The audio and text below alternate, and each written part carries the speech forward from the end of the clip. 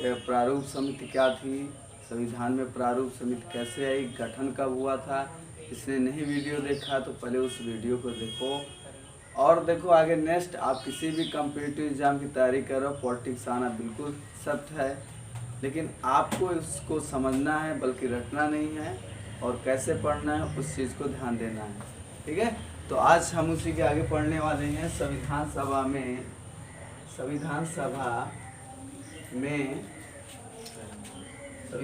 में संविधान को अंगीकार कब किया गया। तो संविधान सभा में संविधान को अंगीकार कब किया गया। अंगीकार का मतलब होता है स्वीकार कब किया गया, यानी हम संविधान को कब स्वीकार किए थे। तो डेट याद रखना, सबसे पहले हमने किए थे 26 नवंबर 1949 को हमने अंगीकार किया था।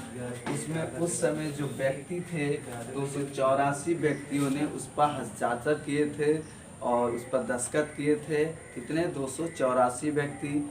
और कब स्वीकार किया गया, सबसे पहले तो 26 नवंबर 1950 को। 26 नवंबर 1949 को कौन कौन से प्रावधान उसी दिन लागू हो गए थे, यानी जब हमारा संविधान लागू हुआ था,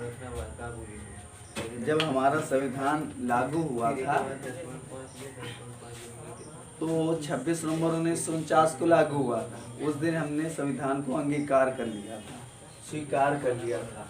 तो उस समय 284 व्यक्तियों ने हस्ताक्षर किए थे और 26 नवंबर 1949 को ही कुछ ऐसे प्रावधान थे हमारे देश में जो स्वीकार करते ही लागू हो गए थे। तो एक हमने लिखा है आपातकालीन और एक है नागरिकता। तो आपसे क्वेश्चन पूछ सकता है कि जब संविधान सभा को स्वीकार किया गया था तो उसी समय कौन से प्रावधान लागू हो गए थे। तो याद रखना, आपातकालीन प्रावधान और नागरिकता प्रावधान ये दोनों लागू हो गए थे उसी दिन। अगर मैं बात करूं पूर्ण रूप से संविधान कब लागू हुआ था, पूर्ण रूप का मतलब पूरी तरह से संविधान कब लागू हुआ था, तो 26 जनवरी 1950 को संविधान जो आपका बना था वो पूर्ण रूप से लागू हो गया था। अगर मैं बात करूं तो इस संविधान सभा, इसी को याद रखने के लिए, इसी डेट को याद रखने के लिए हम गणतंत्र दिवस के रूप में मनाया जाता है। तो क्या हुआ था, 26 जनवरी 1950 को जब पूर्ण रूप से संविधान सभा को स्वीकार कर लिया गया, तो इस डेट को, इस ऐतिहासिक डेट को याद रखने के लिए हम गणतंत्र दिवस के रूप में मनाया जाता है। जिसमें से गणतंत्र शब्द का मतलब क्या होता है, गणतंत्र शब्द का मतलब क्या होता है, तो देश का प्रधान कौन होता है, राष्ट्रपति। ठीक है, उसका चुनाव या निर्वाचन होता है। कहने का मतलब उसका निर्वाचन होगा कब, 26 जनवरी 1950 को। यादों में इस डेट को याद रखने के लिए हम गणतंत्र दिवस के रूप में मनाया जाता है। गणतंत्र से तात्पर्य है देश का प्रधान, पुस्तक में देश का प्रधान कौन होता है, राष्ट्रपति होता है, उसका निर्वाचन होना इस डेट का मतलब इस शब्द का मतलब होता है किसका, गणतंत्र का। अगर आपसे क्वेश्चन पूछ लिया भैया 26 जनवरी 1950 को कौन सा दिवस मनाया जाता है, तो गणतंत्र दिवस का मतलब होता है देश का प्रधान, यानी देश का प्रधान कौन होता है, राष्ट्रपति, और राष्ट्रपति का क्या होना है, निर्वाचन होना है। तो एक बार फिर समझ लेते हैं, संविधान सभा में संविधान को कब अंगीकार या स्वीकार किया गया, तो 26 नवंबर 1949 को, जिसमें कितने व्यक्तियों ने हस्ताक्षर किए थे, दस्तखत किए थे, 284। और 26 नवंबर 1949 को ही कौन कौन से प्रावधान लागू हो गए थे, तो उसी डेट को, तो सबसे पहले आपातकालीन प्रावधान लागू हुआ था, फिर नागरिकता प्रावधान इसी डेट को लागू करते ही ये जारी किए गए थे। अब आगे ध्यान रखना है, पूर्ण रूप से अगर पूछे भैया पूरी तरह से संविधान कब लागू हुआ था, तो 26 जनवरी 1950 को पूर्ण रूप से लागू हो गया था। इस डेट को याद रखने के लिए उस डेट को याद रखने के लिए हम एक दिवस मनाते हैं। कौन सा दिवस? गणतंत्र दिवस के रूप में मनाया जाता है। गणतंत्र से तात्पर्य है देश का प्रधान, और देश का प्रधान का क्या होना है? देश का प्रधान कौन होता है? राष्ट्रपति, और उसका निर्वाचन होना। अब देखो क्या हुआ था कि अब पहली बार गणतंत्र तो बना था, ठीक है। इसके सबसे पहले एक मिनट इस तरफ मैं लिख दे रहा हूँ हटाकर। अब देखो क्या हुआ कि इसमें भारत का पहली बार जो राष्ट्रपति बना था, पहली बार जो राष्ट्रपति बना था वो कब बना था? कौन सी डेट को याद रखना? 26 जनवरी 1950 को। कब? 26 जनवरी 1950 को सबसे। अब आगे देखो नेक्स्ट क्या हमने बताए हैं कि भाई जो देश का प्रधान है वो राष्ट्रपति। गणतंत्र का मतलब देखा हमने, तात्पर्य देखा। अब देखो भारत पहली बार 26 जनवरी 1950 को गणतंत्र बना था, और गणतंत्र शब्द का हम मतलब इस तरफ बता दिए हैं। अगर मैं बात करूं देश पहली बार देश के प्रधान का निर्वाचन होना, और प्रथम प्रधान कौन थे, या प्रथम प्रधान का मतलब क्या होता है? राष्ट्रपति। तो पहले राष्ट्रपति कौन थे? डॉक्टर राजेंद्र प्रसाद थे। पहले क्या थे? राष्ट्रपति थे। तो क्वेश्चन पूछ सकता है भाई कि भारत के पहले राष्ट्रपति कौन थे? तो डॉक्टर राजेंद्र प्रसाद। और कब बने थे? तो 26 जनवरी 1950 को। अब मैं बात करूं कि संविधान निर्माण में लगा समय और खर्चा, और कितनी बैठक हुई, कितना सत्र हुआ, ये बहुत ज़रूरी है। तो याद रखना जो लगा समय है अपने संविधान को बनने में, तो 2 वर्ष 11 माह 18 दिन। और खर्चे की बात करूं तो लगभग 64 लाख रुपए का खर्च आया था संविधान के निर्माण में। अगर बैठक की बात करूं तो 166 बैठक हुई थी।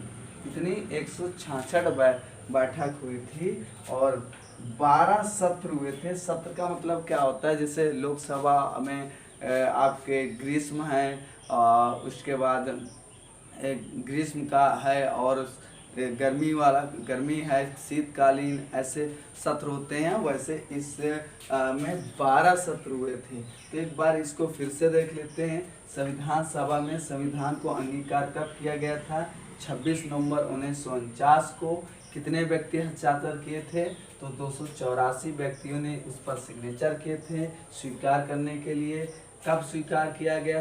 मतलब कब लिया गया? 26 नवंबर 1949 को। कौन कौन से उसी दिन कौन कौन से प्रावधान लागू हो गए थे? तो एक आपातकालीन प्रावधान उसी डेट को, और नागरिकता प्रावधान उसी दिन। तो क्वेश्चन पूछता भैया कि जब संविधान सभा को स्वीकार किया गया था उस दिन कौन से प्रावधान उसी दिन लागू हो गए थे?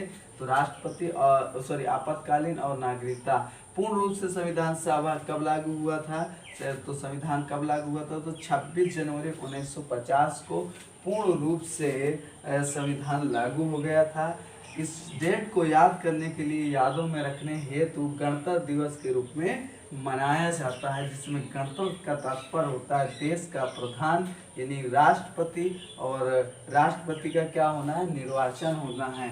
अगर मैं बात करूँ तो पहली बार 26 जनवरी 1950 को गणतंत्र बना था।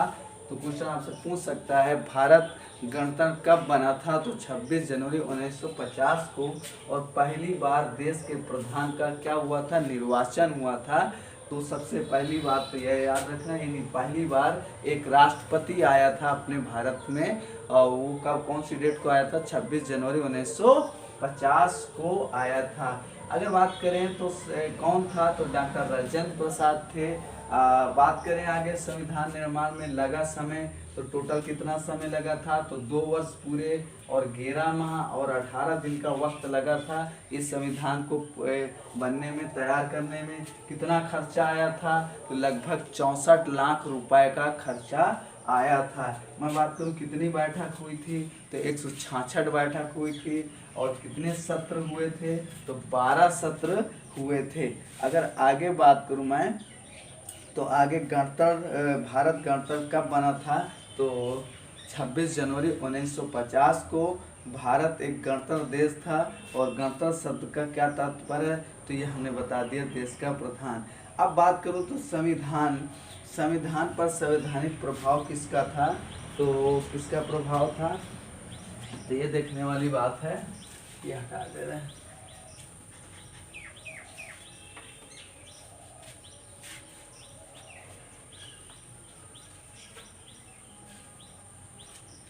संविधान पर सबसे ज़्यादा इफेक्ट किसका पड़ा था, सबसे ज़्यादा किसका, तो ये क्वेश्चन पूछा जाता है कि भैया जब संविधान बना था तो उसमें किसका प्रभाव सबसे ज़्यादा था, यानी संवैधानिक किसका प्रभाव सबसे ज़्यादा था। इस बात को भी ध्यान रखना है। संवैधानिक प्रभाव का सबसे अधिक किसका प्रभाव था तो याद रखना दो चीज़ों का प्रभाव हमारे संविधान में सबसे ज़्यादा पड़ा था। एक बात करें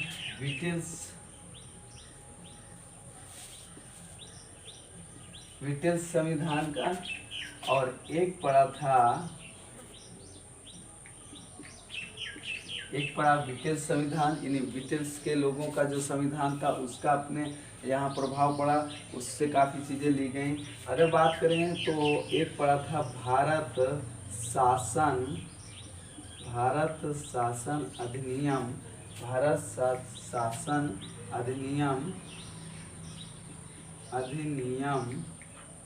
1935 का। तो क्वेश्चन पूछ सकता है संविधान पर संवैधानिक प्रभाव किसका पड़ा था तो एक ब्रिटिश संविधान का और एक भारत शासन अधिनियम 1935 का। ये क्वेश्चन काफ़ी पूछा गया है कि भैया जब हमारा संविधान बना था उस समय सबसे ज़्यादा किस चीज़ का प्रभाव पड़ा था तो भारत शासन अधिनियम 1935 या हम कह सकते हैं ब्रिटिश संविधान, दो चीज़ों का पड़ा था। इसीलिए इसको पंडित जवाहर लाल नेहरू ने पंडित जवाहरलाल नेहरू ने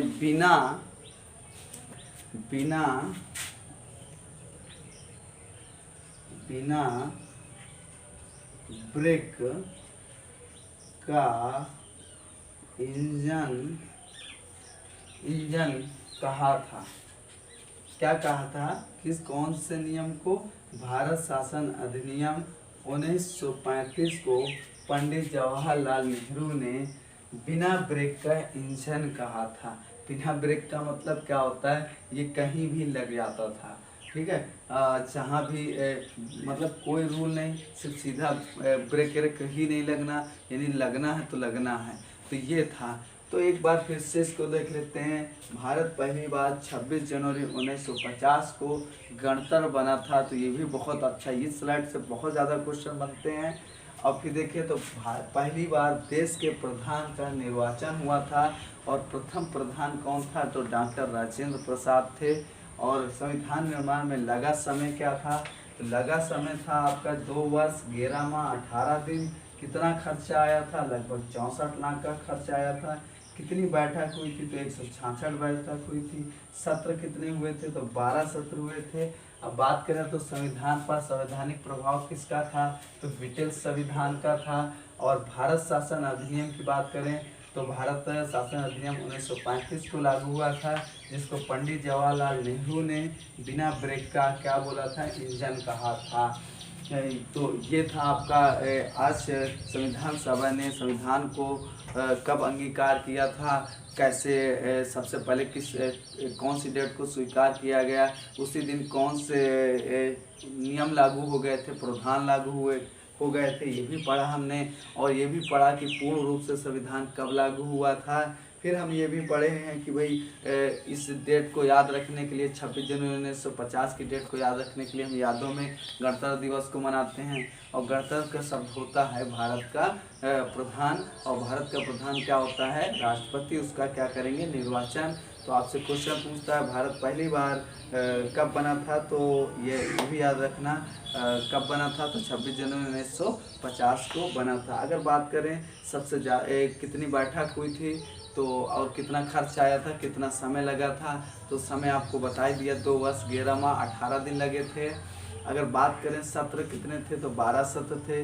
बैठक कितनी थी? 166 बैठक थी। कितने लाख रुपए खर्चा आया? तो 64 लाख का लगभग खर्चा आया। अगर बात करें अपने संविधान में किसकी सबसे ज़्यादा प्रभाव पड़ा, कौन से नियम का प्रभाव सबसे ज़्यादा प्रभाव पड़ा, तो एक ब्रिटिश संविधान, ब्रिटिश के लोगों का जो संविधान था उसका प्रभाव हमारे संविधान में सबसे ज़्यादा पड़ा। और एक पड़ा था भारत शासन अधिनियम 1935 का पड़ा था, और पंडित जवाहरलाल नेहरू ने इसे क्या बोला था? बिना ब्रेक का इंजन बोला था। अब देखिए इसके आगे जो आज यहीं के लिए इतना ही रखते हैं, और इसके बाद जो वीडियो आने वाला है इसके आगे की संविधान की विशेषताएं पढ़ेंगे। संविधान की विशेषताएं, संविधान में क्या है, खास क्या है, क्या क्या चीज़ें हैं, उन सारी कितने आर्टिकल हैं, एक एक आर्टिकल हम आपको पढ़ाएंगे कि आर्टिकल 1 में क्या लिखा है, आर्टिकल 2 में क्या लिखा है, 3 में क्या लिखा है। ये सारे अनुच्छेदों के बारे में पढ़ेंगे, एक भाग में क्या है, 2 भाग में क्या है। तो पहले हम ये चीज़ पढ़ लेते हैं, इसके बाद संविधान की विशेषताएं, प्रस्तावना क्या है, गणतंत्र क्या है, समाजवाद क्या है, धर्मनिरपेक्ष क्या है, ये सारी चीज़ों का अध्ययन करेंगे नेक्स्ट वीडियो पर। थैंक यू दोस्तों। अगर समझ में आए तो चीज़ों को दूर दूर तक सब तक पहुँचाओ और चैनल को सब्सक्राइब भी करो।